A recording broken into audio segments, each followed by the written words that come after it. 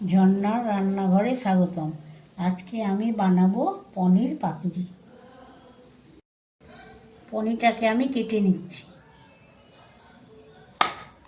পনিরটাকে আমি piece piece করে কেটে নিলাম।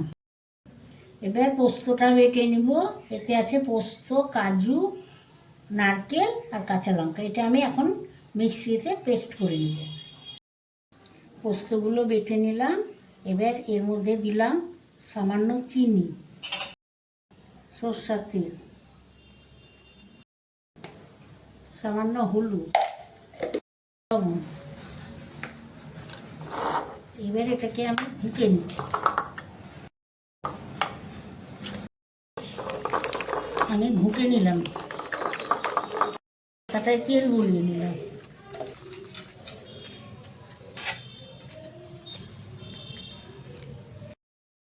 আমি এবার পোস্তর মধ্যে এটা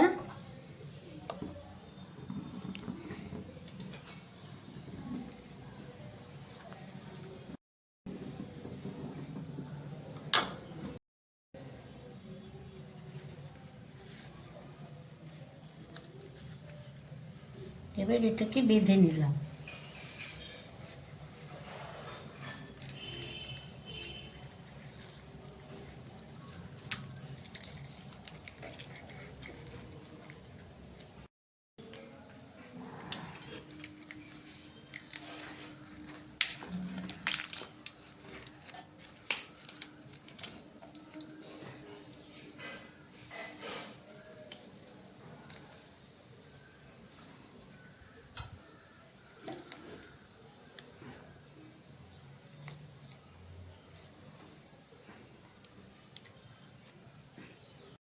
এবার জল ফুটছে, আমি এবার ভাপ দিতে দিলাম। ফ্লেমটা কমিয়ে ঢাকা দিয়ে দিলাম। পনির পাতুরিটা ভাপা হয়ে গেল। এবার আমি নামিয়ে নিচ্ছি। আমি আজকে পনির পাতুরি বানালাম।